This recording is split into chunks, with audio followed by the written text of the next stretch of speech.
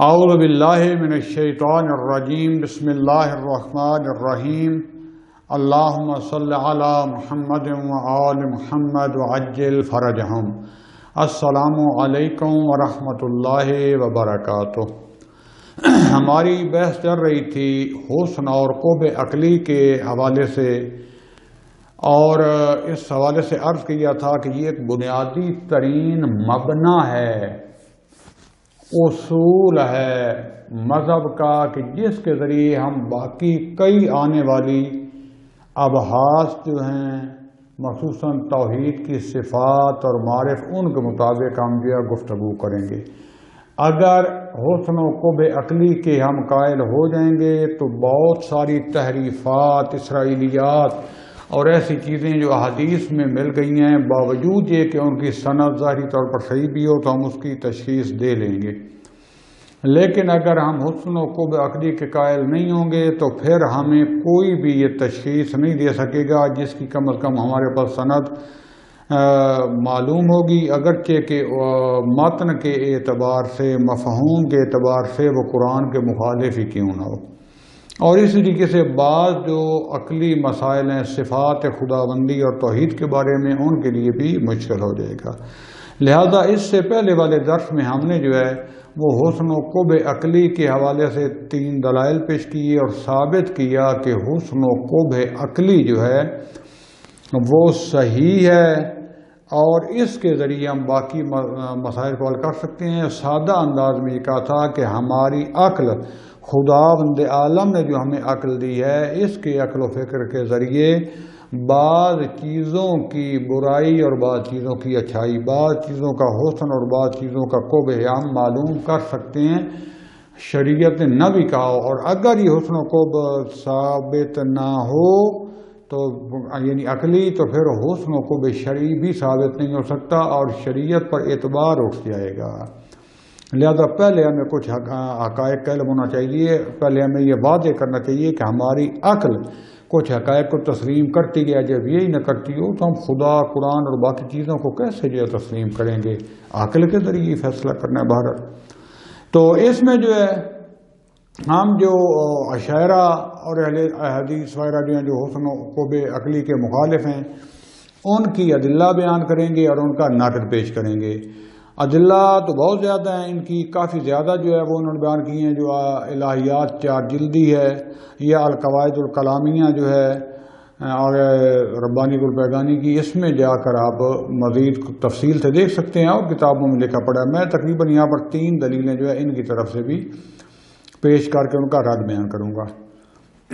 سب سے پہلے اشاعرہ کا یہ ادعا ہے، وہ حسن و قوب عقلی کے مخالف دلیل لے کے آتے ہیں۔ وہ کہتے ہیں کہ اگر حسن احسان، مثلا نیکی کرنا، اس کا حسن، اور بغاوت، عدوان، باغی ہونا، ظلم، سرکشی، اس کا قوب جو ہے، یہ اگر جیسے آپ کہتے ہیں عقلی طور پر ایک بدیہی اور ضروری ہو، واضح ہو، تو پھر اس حسن و قوب عقلی یعنی برائی، یعنی احسان کرنے کی کا جو حسن ہے اور برائی کرنے کی جو قباحت ہے، جو قوب ہے، اس میں اور اس علم میں کہ ایک جو ہے وہ 2 کا نصف ہوتا ہے، 2 کا ہاف 1 ہوتا ہے، 1 ہوتا ہے، ان دونوں میں کوئی فرق نہیں ہونا چاہیے۔ جب کہ ہم کہتے ہیں، دیکھتے ہیں کہ 1 اور 1 2، سب کو پتہ ہوتا ہے کہ 1 جو ہے 2 کا ہاف ہے، آدھا ہے، لیکن باقی چیزوں کے جو ہے اچھائی برائی کے، یہ اچھا ہے یہ برا، یہ ہمیں سوچنا پڑتا ہے۔ تو یہ ایک جیسی نہیں ہے۔ جب ایک جیسی نہیں ہے، بدی ہی نہیں ہے، ضروری نہیں ہے دونوں، تو پھر حسن و قوب عقلی جو ہے وہ بھی درست نہیں ہے۔ اچھا، ابھی ایک عام جو منطق تھوڑا سا پڑھا لکھا جو ہوتا، منطق نہ بھی پڑھی ہو، کو عقلی اصولوں سے واقف ہو، وہ بھی جان جائے گا کہ کتنی ضعیف ہے یہ دلیل۔ مثلا انسان کے ادراکات جو ہیں، حتیٰ بدی ہی جو ہیں، ان میں فرق ہوتا ہے۔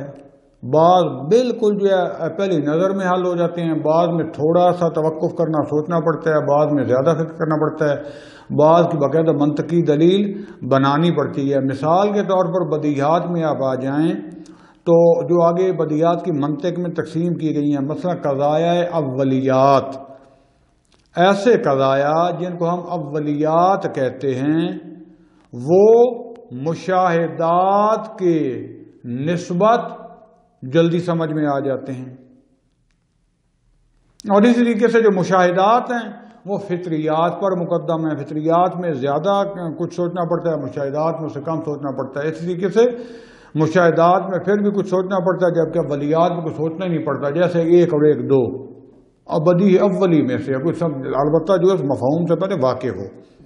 تو اس طریقے سے جو ہے ان بدیہات کی جو اصناف ہیں، جو اس کی اقسام ہیں، ان میں فرق ہے، بعض میں تھوڑا سوچنا پڑتا ہے، بعض میں سوچنا یعنی ابتدا میں تو سوچنا پڑتا ہے لیکن اتنا واضح ہو جاتا ہے کہ ہمیں بار بار نہیں سوچنا پڑتا۔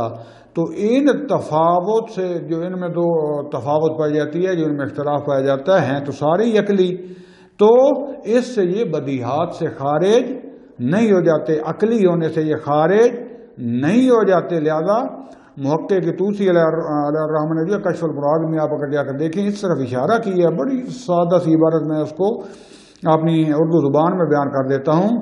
کہتے ہیں کہ علوم میں جو اختلاف اور جو تفاوت ہے، تو یہ تفاوت جو ہے یا یہ ناشی یا تصور سے، یعنی یہ تصور کی وجہ سے ہے یا تصدیق کی وجہ سے، بلکہ اس کو سادہ الفاظ میں جیسے انہوں نے کہا کہ تفاوت در علوم کہ ناشی یا تصور است امری جائز است، یعنی علوم میں جو یہ تفاوت پائی جاتی ہے تصوری طور پر یہ جائز ہے، لیکن آپ اس کو یہ نہیں کہہ سکتے کہ یہ عقلی نہیں ہے۔ مثلا ایک چیز فوری سمجھ میں آ گئی اور ایک چیز جو ہے تھوڑی دیر کے بعد سمجھ میں آ گئی، تو آپ کہیں جو پہلی سمجھ میں آ گئی وہ عقلی ہے، اور دوسرے جو سمجھ میں آئی وہ عقلی نہیں ہے، نہیں، باطل ہے بدیہی طور پر۔ اس کے بعد جو ہے اگر جو ہے ایک فعل کی جو ہے حسن اور قبح کی جو بدعت جو ہے اگر وہ آپ کے سامنے یعنی بدیہی نہیں ہے، تو آپ اس سے یہ نتیجہ نہیں نکال سکتے کہ وہ عقلی نہیں ہے۔ یعنی ایک چیز ہو سکتا ہے عقلی ہو لیکن واضح اور بدیہی نہ ہو، آپ اس پر سوچنا پڑے، آپ اس پر دلیل لانا پڑے۔ لہذا کئی چیزیں ہوتی ہیں، بعض ہوتی ہیں کہ فوراً سمجھ میں آ جاتی ہیں، بدیہی ہوتی ہیں، بعض ہوتی ہیں ان میں تھوڑا غور اور فکر کرنا پڑتا ہے، لیکن اس سے یہ تو سمجھ نہیں اس سے یہ نتیجہ تو نہیں نکلتا کہ وہ کیا ہو گئی، وہ عقل سے ہی خارج ہو گئی، نہیں۔ چاہے یعنی امر اخص اگر منطقی زبان میں آپ کہیں کہ امر اخص، نفی امر اخص مستلزم نہیں ہے کہ امر عام کو بھی آپ نفی کر دیں، اخص کی نفی کرنے سے عام کی نفی نہیں ہوتی دوستان عزیز۔ لہذا جائز ہے کہ عقل جو ہے وہ حسن و قبح عقلی کے حوالے سے ایک فعل میں مستقل ہو، اما غور و فکر کے بعد۔ لہذا یہ جو انہوں نے کہا ہے کہ ایک اور ایک دو ہوتے ہیں، اور اس طریقے سے جو ہے نا نیکی کی جو ہے حسن، نیکی کا حسن ہونا اور برائی کا کبھی ہونا، ان میں فرق ہے، تو وہ فرق ہونے سے یہ تو نہیں ہوتا کہ وہ عقلی سے خارج ہو جائیں۔ خلاصہ کلام اس جو ہے دلیل کا یہ نکلا کہ اشاعرہ کہتے تھے کہ بعض چیزوں کو جس کو عقل جو ہے کبھی حسن قرار دیتا ہے وہ بالکل بدیہی نہیں ہے، واضح نہیں ہے، ان میں یعنی غور و فکر کرنا پڑتا ہے، جبکہ بعض واضح ہوتی ہیں۔ تو ہم نے اس کا جواب یہ دیا کہ اگر بعض بدیہی ہیں، واضح ہیں عقلی طور پر، اور بعض چیزوں کو حسن و قبح کے لیے تھوڑا سوچنا پڑتا ہے، تو اس سے یہ نتیجہ نہیں نکلتا کہ یہ عقلی نہیں ہے، پھر بھی وہ عقلی ہوگا۔ بعض چیزیں فوری سمجھ میں آ جاتی ہیں، بعض چیزیں تھوڑی دیر کے بعد غور و فکر سے، لیکن آتی عقل کے ذریعے سمجھ میں، یعنی عقل ان کا ادراک رکھتا ہے۔ تو ہم یہی کہنا چاہ رہے ہیں کہ کچھ امور اور احکام ایسے ہیں کہ جن کی اچھائی اور برائی کو ہمارا عقل مستقل اندر کرتا ہے، چاہے شریعت سے کہا ہو یا نہ کہا ہو۔ اس کے بعد دوسری دلیل جو ہے وہ اس کا خلاصے کے طور پر میں بیان کروں تو وہ یہ کہنا چاہتے ہیں، وہ کہتے ہیں کہ اگر حسن اور قبح فقط عقلی ہو بعض چیزوں کا، تو پھر بعض چیزیں جو حسن ہوتی ہیں ان کو کسی بھی صورت میں قبح میں تبدیل نہیں ہونا چاہیے، اور بعض جو کبھی ہوتی ہیں ان کو حسن میں تبدیل نہیں ہونا چاہیے، کیونکہ جب عقلی چیز جو ہیں عقلی تبدیل نہیں ہونے، لوازمات عقلی جو ہیں وہ تو چینج نہیں نہ ہوتے۔ تو لہذا وہ کہتے ہیں کہ گاہی جو ہے صدق سچ بولنا یہ کیا ہے، حسن ہے، نیکی ہے، اچھا ہے، لیکن کبھی کبھی یہ سچ بولنا کیا ہو جاتا ہے؟ گناہ ہو جاتا ہے، غلط کبھی ہو جاتا ہے۔ اس کے برعکس جھوٹ بولنا ذاتاً جھوٹ کذب کیا ہے؟ باطل ہے، گناہ ہے، حرام ہے اور کبھی ہے، عقلاً کبھی ہے۔ لیکن ہم دیکھتے ہیں کہ بعض اوقات یہ جھوٹ بولنا واجب ہو جاتا ہے، کبھی نہیں رہتا بلکہ حسن بن جاتا ہے۔ کیسے؟ مثلا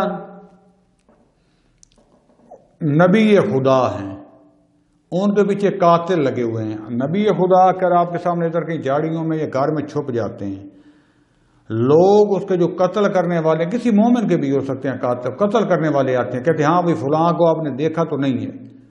اب سچ بولنا کیا ہے؟ حسن ہے نا۔ کہتے ہیں یہاں آپ کیا کریں گے؟ آپ جھوٹ بولنا پڑے گا، یہاں جھوٹ بہتر ہو جائے گا۔ کہیں گے نہیں میں نے تو نہیں دیکھا تھا کہ قاتل آگے دفع ہو جائیں اور یہ مومن ہے، یہ نبی ہے، جو بھی ذات ہے یہ بچ جائے۔ لہذا اگر جھوٹ ذاتاً کبھی ہوتا، عقلاً کبھی ہوتا، تو یہاں پر جھوٹ حسن نہ بنتا۔ اس کے برعکس جو ہے کبھی یعنی جھوٹ بولنا کیا ہو گیا؟ کبھی تھا، اب یہاں پر حسن ہو گیا۔ جبکہ ادھر سے آپ کہتے تھے کہ سچ بولنا کیا ہے؟ وہ حسن ہے۔ یہاں پر جو ہے آپ نے نبی کو ہلاکت سے بچایا جھوٹ بول کر، اور اگر آپ سچ بولتے تو نبی جو ہوتا تھا وہ ہلاک ہو جاتا۔ لہذا آپ نے جھوٹ بولا، لہذا جھوٹ بولنا ذاتاً یہ کیا ہے؟ کبھی نہیں ہے۔ اور سادہ تر انداز میں اگر میں بیان کرتا ہوں چند الفاظ میں، وہ یہ ہے کہ شاعرہ ہم سے کہتے ہیں عدلیہ سے کہ اگر آپ کہتے ہو حسن و قب عقلی ہے تو پھر جھوٹ ہمیشہ جھوٹ یعنی کبھی ہونا چاہیے اور سچ ہمیشہ صادق ہونا چاہیے۔ جبکہ یہ جو ابھی میں نے مثال بیان کی ہے، یہاں نبی چھپا ہوا ہے یا مثلا مومن قاتل لگے ہوئے ہیں، اس کی جان بچانا بھی فرض ہے۔ آپ سچ بولتے ہیں تو یہاں سچ بولنا کیا کبھی ہو جائے گا، جبکہ آپ تو کہتے تھے سچ عقلاً حسن ہے۔ اور اگر آپ جھوٹ بولتے ہیں تو نبی کی جان تو بچ جائے گی یا مومن کی، لیکن یہ جھوٹ کیا ہو جائے گا؟ یہاں پر حسن ہو جائے گا، نیکی ہو جائے گی۔ تو لہذا یہ حسن و قب ذاتی اور عقلی نہیں ہے بعض چیزوں کا۔ اس کا جواب ہم یہ دیتے ہیں کہ دوستان عزیز جھوٹ ہمیشہ جھوٹ اور کبھی ہے، اور حسن ہمیشہ حسن ہے اور صحیح ہے۔ یعنی جیسے سچ بولنا ہمیشہ عقل یہ کہتا ہے کہ کیا ہے؟ حسن ہے۔ اب یہاں پر جو ہے دو مطالب، ایک راجح ہے ایک ارجح ہے، یا اس طرف سے آپ کہہ سکتے ہیں ایک بد ہے ایک بدتر ہے۔ آپ اس میں مجبور ہو گئے ہیں، آپ اس میں سے کس کا انتخاب کریں گے؟ آپ کے سامنے ایک بد چیز آ گئی ہے، جھوٹ بولنا بد ہے، اور نبی کو قتل کروانا بدتر ہے۔ اب آپ لہذا بدتر سے بچنے کے لیے بد کا انتخاب کرتے ہیں، اور خدا نے بھی یہ آپ کو اجازت دی ہے۔ یہاں بھی عقل کیا کہہ رہا ہے؟ خود عقل جو ہے وہ بھی کہہ رہا ہے کہ چھوٹا گناہ کر لو، بڑا گناہ نہ کرو، یہ بھی عقل کہہ رہا ہے۔ یعنی خود آپ جو کہہ رہے ہیں، یہ شریعت نے پہلے نہیں کہا، خود آپ نے مثال دی، خود آپ کہہ رہے ہیں، تو آپ کا عقل جو ہے وہ تشخیص دے رہا ہے کہ چھوٹا گناہ کر لو لیکن بڑا گناہ جو ہے نا وہ نہ کرو، کیونکہ نبی کی جان بچانا واجب ہے۔ نبی کی جان بچانے کے لیے اگر جھوٹ چھوٹا سا بولنا پڑتا ہے تو اس کی بعد میں شریعت بھی ترخیص دے گی، لیکن عقل کہتا ہے کہ یہ جو ہے بڑا گناہ، یعنی قتل کرو، ایک دفعہ نبی کو قتل کروانا سچ بول کر، ایک ہے کہ جھوٹ بول کر اس کی جان بچانا۔ تو جان بچانا واجب و اوجب ہے، جھوٹ بولنا چھوٹا گناہ ہے۔ لہذا ایک طرف ہے کہ نبی کا قتل ہے، ایک طرف ہے جھوٹ، تو ان دو جو ہے گناہوں میں ایک بہت بڑا گناہ ہے، ایک چھوٹا گناہ ہے۔ لہذا آپ دو گناہوں میں آپ ایک چھوٹے کا انتخاب کریں گے۔ عقل یہ کہتی ہے، یہاں بھی عقل فیصلہ کرے گی، شریعت بعد میں آگے بتائے گی۔ اور آپ نے بھی یہ مثال اگر تھی تو عقلی دی تھی، لہذا ثابت یہ ہوا کہ عقل اسباب تقدیم ارجح بر راجح کیا کرتا ہے؟ وہ صدق کو چھوڑنے کا حکم دیتا ہے اور کذب کو بولنے کا حکم دیتا ہے، تاکہ اس سے مقام فعل میں جو ہے راجح جو ہے ارجح پر جو ہے فعل ارجح پر تقدم نہ لے جائے۔ یعنی بڑا مقصد بچ جائے، چھوٹا جو مقصد اس کا مسئلہ نہیں ہے۔ یہ تھی ان کی دوسری دلیل۔ تیسری دلیل جو ہے وہ کہتے ہیں کہ اگر حسن اور قرب عقلی کو جو ہے ہم قبول کر لیں کہ ہمارا عقل بعض چیزوں کے حسن کو سمجھتا ہے اور بعض کی قرب کو سمجھتا ہے، تو یہ تو خدا بند عالم کی مالکیت میں، اس کی حکومت میں دخالت ہے کہ اللہ تعالیٰ ہر چیز حتی ہمارے عقل کا بھی مالک ہے۔ خدا جو چاہے کرے، وہ مالک اور حاکم ہے۔ کسی مثلا جھوٹ کو کہہ دے جھوٹ بولنا ضروری ہے تو ہم کہیں گے ٹھیک ہے، وہ کہہ دے سچ بولنا کیا ہے، حرام ہے، تو ہم کہیں گے ٹھیک ہے۔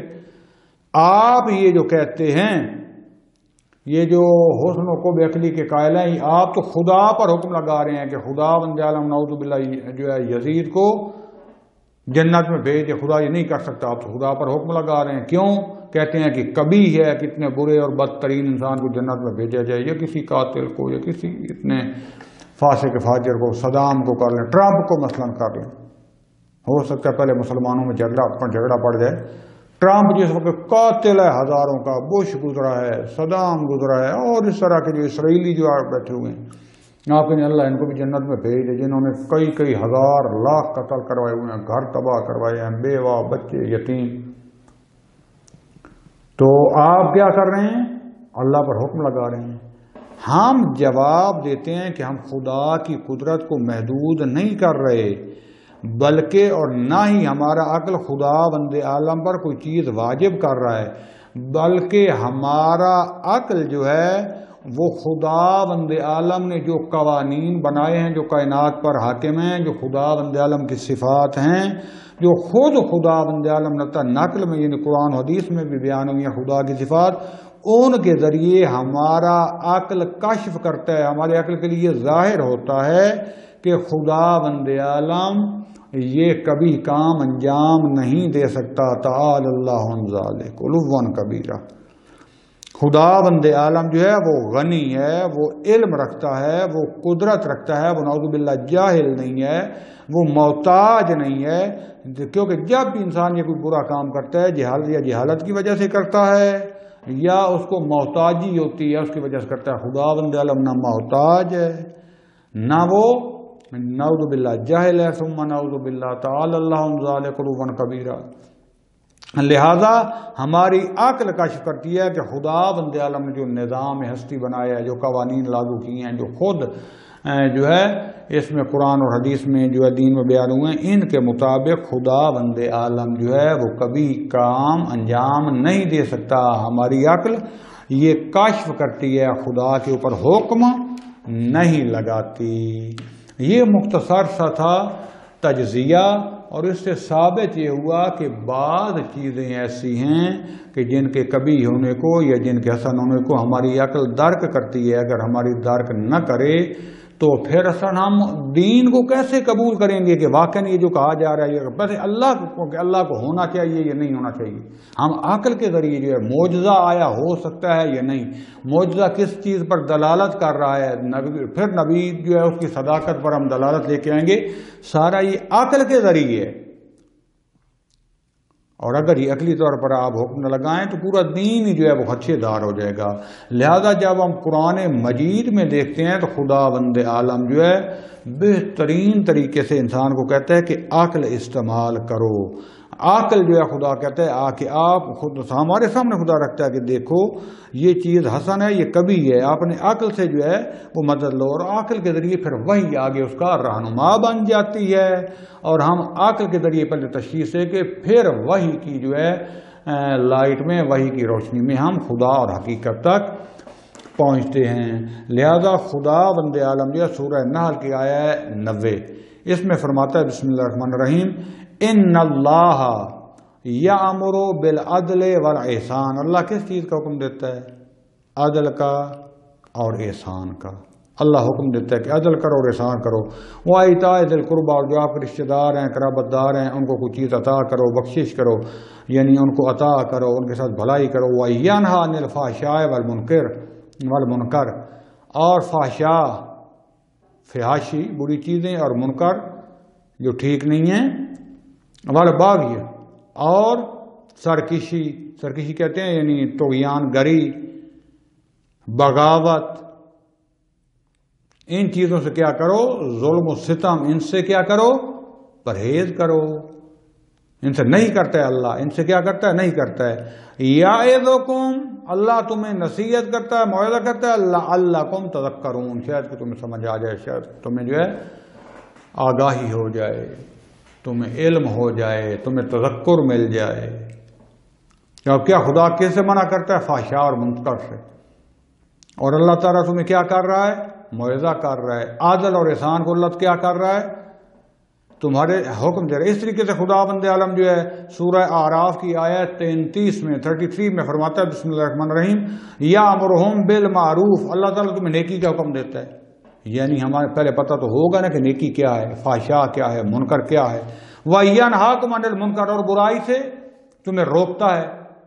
صاف اللہ نے کہہ دیا، یہ نہیں کہا کہ یہ برائی ہے، یہ بعض چیزیں بتائی بھی ہیں، لیکن اللہ کہہ رہا ہے کہ ہر چیز جو برائی ہے اس سے اللہ تمہیں روک رہا ہے، اور ہر چیز جو ہے بہتر ہے، نیک ہے، اللہ تمہیں اس کا حکم دے رہا ہے۔ یعنی ہمارا عقل سمجھتا ہے نا کہ کیا چیزیں اچھی ہیں، کیا چیزیں بری ہیں، کیا نیک ہے، کیا بد ہے، کیا حسن ہے، کیا کبھی ہے۔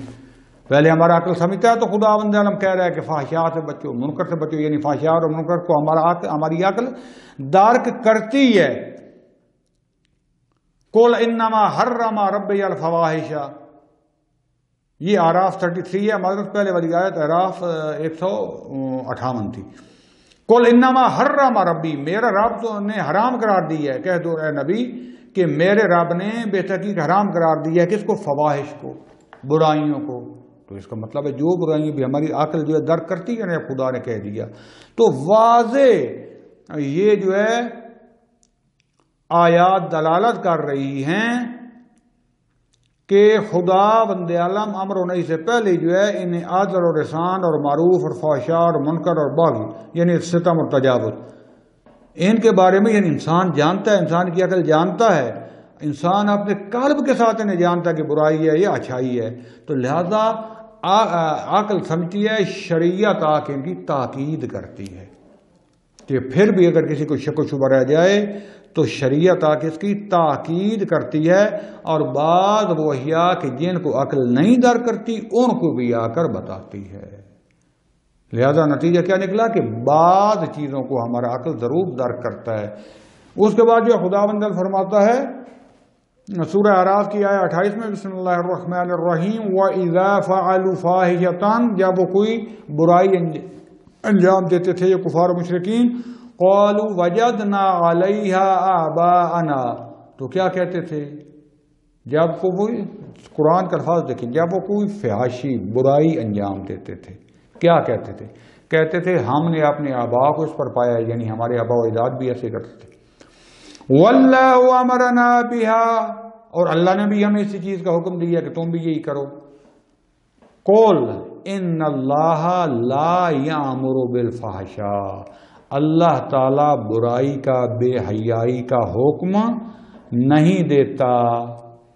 یعنی یہ جو مشرکین تھے پہلے ان کو پتہ تھا یہ جو ہم اعمال انجام دے رہے ہیں یہ کبھی ہیں، فحشاء میں سے ہیں، لیکن جو ہے اس کے باوجود اس کا بہانہ کیا لاتے تھے، اور ہمارے تو آبا و اجداد بھی کرتے تھے، اور جب آبا و اجداد ہی کرتے تھے یعنی اللہ نے انہیں کہا ہوگا، ایسا تو نہیں ہے کہ انہوں نے خود بنا دیا ہوگا۔ اس کے بعد خدا بند عالم فرما رہے کہ اللہ نے یہ حکم نہیں دیا کہ یہ جو تم آبا و اجداد کرتے تھے۔ لہذا ایک آیت میں سورہ بقرہ کی آیت 170 میں خدا بند عالم فرماتا ہے بسم اللہ الرحمن الرحیم، اَوَلَوْ كَانَ آبَاؤُهُمْ لَا يَعْقِلُونَ شَيْئًا وَلَا يَهْتَدُونَ، اگرچہ ان کے آبا و اجداد جو تھے وہ کسی چیز کو نہ سمجھتے ہوں، معرفت نہ رکھتے ہوں، اور نہ ہی وہ ہدایت یافتہ ہوں، پھر بھی آپ کہو گے کہ ان کے قدموں پر آپ نے چلنا ہے۔ اسی طریقے سے خدا بند عالم فرماتا ہے بسم اللہ الرحمن الرحیم، وَإِذَا قِيلَ لَهُمُ اتَّبِعُوا مَا أَنزَلَ اللَّهُ، جب ان سے کہا جاتا ہے کہ جو کچھ اللہ نے نازل کیا اس کی پیروی اور اتباع کریں، قَالُوا بَلْ نَتَّبِعُ مَا أَلْفَيْنَا عَلَيْهِ آبَاءَنَا، بلکہ ہم اتباع اور پیروی کس کی کریں گے؟ جس پر ہم نے اپنے آبا و اجداد کو پایا ہے۔ اَوَلَوْ كَانَ آبَاؤُهُمْ لَا يَعْقِلُونَ شَيْئًا وَلَا يَهْتَدُونَ، اگرچہ ان کے والدین جو یعنی بزرگان جو تھے، آبا و اجداد جو تھے، وہ تعقل نہ رکھتے ہوں اور ہدایت نہ پائی ہو۔ یعنی خدا اس میں کہنا کیا چاہ رہا ہے کہ یہ وہ چیزیں ہیں، یہ مشرکین جو بہانے بنا رہے ہیں، عقل ان کو سمجھتی ہے کہ یہ فحشا، اللہ فضل کر فحشا سے بچو، فحشات یعنی فحشا کو ہم سمجھتے ہیں سب۔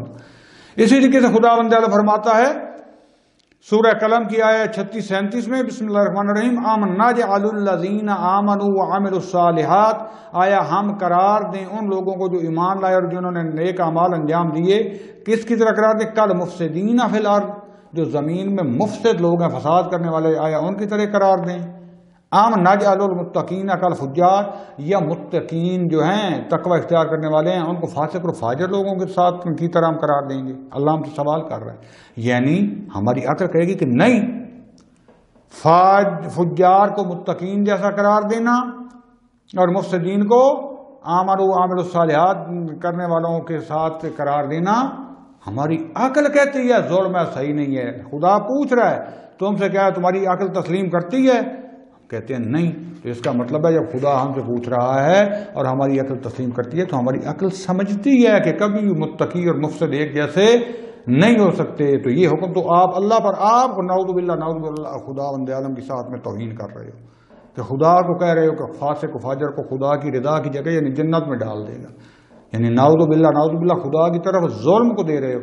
یہ ظلم کیسے ثابت ہوگا کہ یہ چیز ظلم ہے یا نہیں؟ یہ چیز کی عقل و حسن و قوت عقلی کو جب آپ پہلے مانیں گے، جب اس کو صحیح سمجھیں گے، تو تب آپ کہیں گے کہ یہ کام ظلم ہے، یہ عدل ہے، یہ برائی ہے، یہ اچھائی ہے۔